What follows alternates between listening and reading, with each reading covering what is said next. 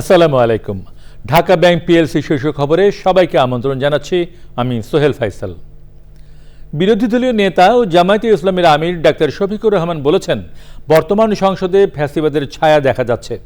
রাজধানীতে 11 দলীয় ঐক্যের সেমিনারে তিনি আরও বলেন, জুলাইয়ের বিরুদ্ধে অবস্থান নিলে সরকার পার পাবে না, এজন্য জীবন দিতে হলে দেবেন। 11 দলের নেতারা সতর্ক করে বলেন, সরকার জাতীয় ঐক্য টিকিয়ে না রাখলে এর পরিণতি ভোগ করতে হবে। তাহফুমুল ইসলামের রিপোর্ট।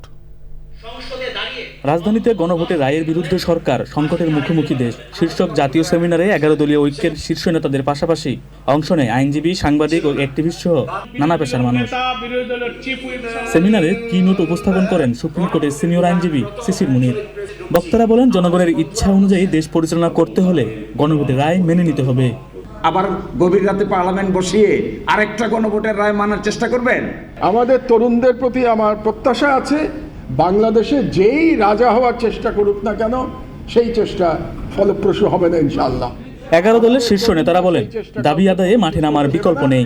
11 দলীয় প্রজোটকে ধাপে ধাপে রাস্তায় নামতে হবে, এটার বিকল্প নাই। সোজা আঙ্গুলে গিয়ে উঠবে না। জাতিকে এই দুর্যোগে টেনে এনেছে বিএনপি, ফলে বিএনপিকে এর দায়ভার এবং এর পরিণতি ভোগ করতে হবে, এবং এর পরিণতি খুব সহজ হবে না।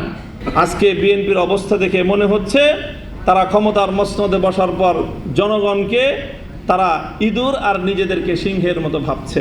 জামায়াতে ইসলামীর আমির ডাক্তার শফিকুর রহমান বলেন, যে আন্দোলন শুরু হয়েছে তা সফল না হওয়া পর্যন্ত থামবে না 11 দলীয় ঐক্য।